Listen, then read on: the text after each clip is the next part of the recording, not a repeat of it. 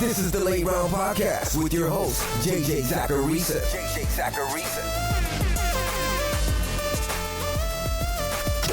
What's up, everyone? It's JJ Zacharisa, the editor-in-chief at FanDuel and at numberfire.com, and this is episode 316 of the Late Round Podcast, one of the many shows that are part of the FanDuel Podcast Network. Thanks for tuning in. Before getting to your wonderful questions this week, we've got another free roll. Head to fanduel.com/league/gym, make a lineup for this week, and have a shot to win free Numberfire Premium and even a little bit of cash. That's fanduel.com/league/JIM, or the name Jim, to enter. This week's first question is from @LennyRubin. You were pretty low on Russell Wilson before the season, but he's been pretty great. Was this an oversight in terms of your process, or do you think the results are just fluky? And if the former, how will you change your process in the future? Yeah, this is a great question. I'm glad that you asked it. After Andrew Luck retired, I think I had Russell Wilson at like QB 13 or so before the season started. And if you guys remember, on one of these mailbag shows, I talked about how we need to stop saying things like, this QB has always finished as a top 12 quarterback, therefore he will this year. Because that's what people were doing with Russell Wilson. Now, the result hasn't made me look very smart, but I don't know if the process was totally wrong. At the very least, past performance and finishes don't really matter for future predictiveness. So that part was right. No matter the outcome, that would have been right. But even my analysis with Russell Wilson said that if you thought Brian Schottenheimer would run this offense in a similar way to last year, then Wilson wouldn't be a worthwhile late-round quarterback. I even talked about positive regression passing-wise for that Seahawks offense. They were going to throw the ball more, it was just a question of how much more. So I think the process from that perspective, it wasn't necessarily wrong. What I got wrong is that Wilson not only is throwing more than I projected, I think I had him for like 480 attempts or so, when he's now pacing towards 520. But that has an increased impact because he's a mobile quarterback. The crazy thing is, I even wrote and talked about this in the preseason, that Wilson saw a dip in rushing volume last year, not because they ran him less, but because fewer pass attempts means fewer scrambles. But with more pass attempts, there's going to be more scrambling. That's really been my demise with getting the Russell Wilson thing wrong this year. That with mobile quarterbacks, you can sort of get into extra bad trouble. Because if they increase their volume totals from a passing perspective, they're also going to increase their rushing totals. And so I think that I'll adjust that stance moving forward. I'll try not to be afraid of a quarterback who's objectively really good, but one who also can run. Now, the Wilson thing was one that I did start to backpedal on as August moved through. But I get it. I was pretty vocal about how I felt about Wilson in July specifically, so people will remember that. That's all part of the gig. But I do think that we've seen glimpses of what I was worried about entering the season. Like I said on the 10 Trends show, Wilson's either been amazing because the team's sort of letting it loose, or he's been pretty mediocre.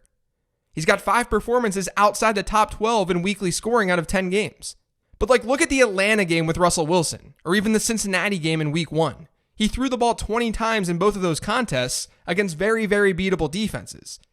And he finishes the QB 16 and the QB 17. The difference is I just expected that to happen more often than it's happening this season. That's why I was wrong. This next question is from @ZTetlo717. How do you make start-sit decisions for defenses? Matchups or studs all the way? 49ers versus Oakland is my decision at the moment.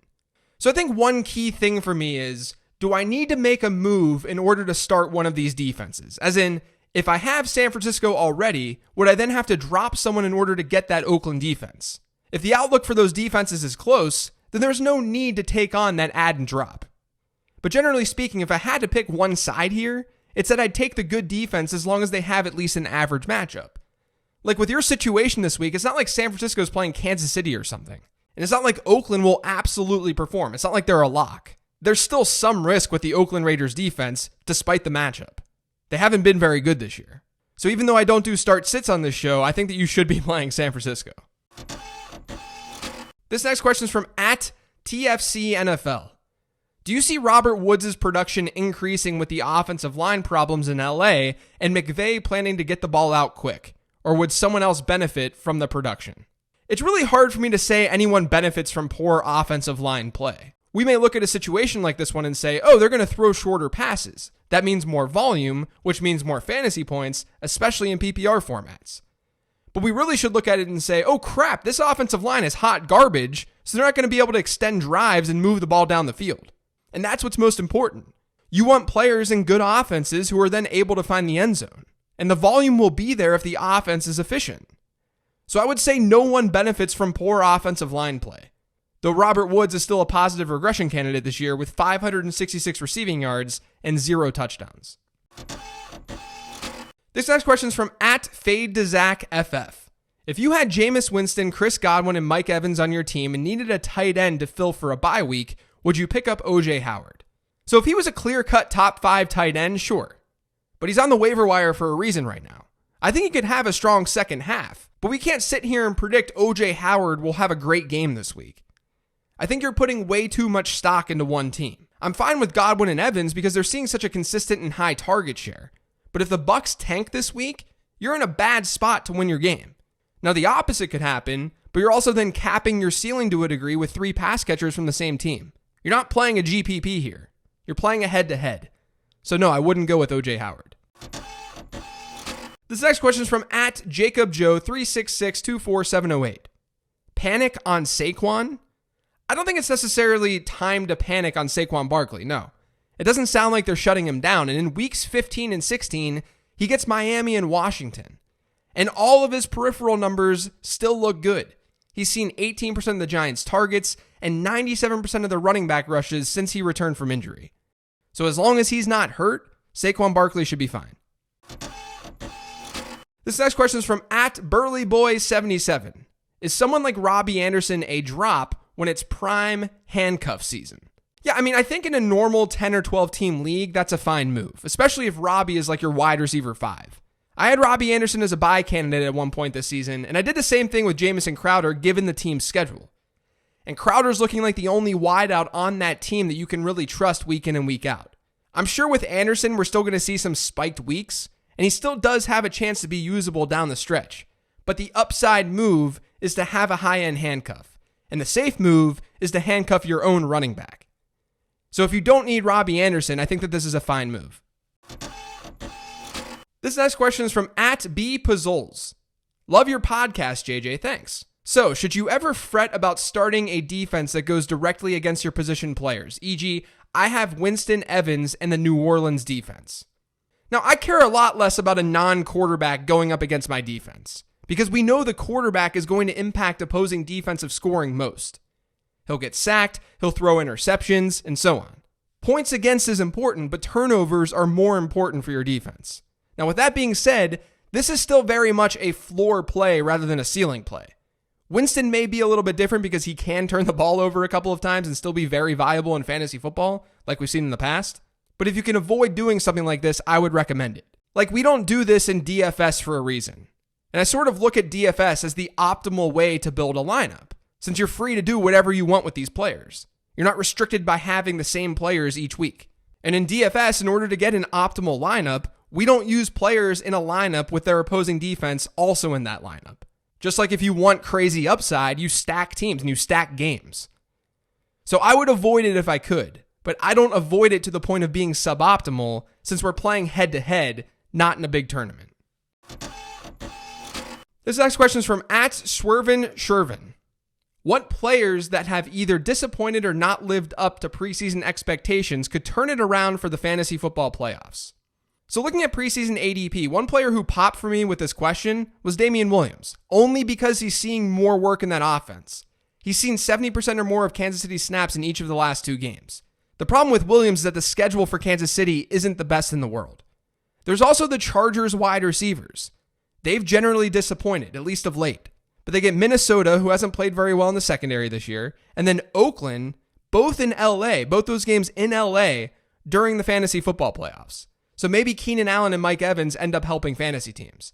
And then I'm recording this before Thursday night's game, but Odell Beckham is someone who's pretty interesting down the stretch for reasons that I talked about on this week's 15 Transaction Show. The schedule does open up for them. So I guess the same could be said for Baker Mayfield. But again, this is me talking before Thursday night's game. I may sound like an idiot by the time that you hear this, but that's usually the case. This next question is from @NickHilt89. Are high-end RB3/flex running backs, mine is Breida, worth more than high-end running back handcuffs or playoff defenses? I'm stacked at running back. Yeah, I mean, these types of questions always depend on your specific league. I'd at least try to get something and improve your team rather than flat out dropping that player. In your case, Matt Breida. Like, you can always try to upgrade a wide receiver spot in a 2-for-1 trade, including Matt Breida in that trade. But if you're stacked at running back and you won't ever use Breida, for your team specifically, a high-end handcuff might be more important. I'd still at least try to get something because Breida and those high-end RB3 types, they still have value in most leagues. This next question is from @JuddyBoy080. If your trade deadline has passed, should we consider benching players that you have as sell candidates? Maybe not bench someone like Aaron Jones, but consider benching someone like Austin Eckler. Thanks for the podcast. So to be clear, the 15 transactions show shifts to being more add and drop focused later in the season. But a lot of leagues haven't had their trade deadlines pass yet. And that's why I still talked buy and sell this past week. And I still will talk buy and sell from a confidence standpoint too, even after the deadlines have passed. So if I say sell Austin Eckler in December, it just means that I'm not feeling confident about Austin Eckler. But no, it doesn't mean that you should bench him. Every transaction needs its own individualized context. Now, you asked this before the matchup show was posted, but hopefully you heard the matchup show, and I like Austin Eckler this week. This last question is from @Dean0Toll1. Listening since a month ago, love the show. Thanks. What is your funniest or most bizarre fantasy football story that you can tell in 1 minute? Well, first off, welcome and thanks for listening. I guess the thing that pops into my head is something that happened 2 years ago. Remember when Amari Cooper was terrible in fantasy and then he had that big Thursday night game? I think it was against Kansas City. Well, I had forgotten that I had a trade proposal out there in a league and someone accepted that trade during that game. So I lost Amari Cooper. And while it was a fine trade, even with that performance, it was totally my fault. It was a dumb thing for me to do. Now, fast forward to championship week, and that team I traded Amari to is facing me. He had lost Antonio Brown to injury, so he was forced to start Amari Cooper. Cooper then went for 66 yards and a touchdown, and I lost the championship. So yes, even I, a fantasy analyst, make stupid mistakes and tilt my face off. That's going to do it for today's show, though. Thanks to all of you for listening. If you've yet subscribed to the Late Round Podcast, make sure you are by searching for it pretty much anywhere podcasts can be found. And don't forget to follow me on Twitter @LateRoundQB. Thanks, everyone. Enjoy your weekend, and best of luck in Week 11.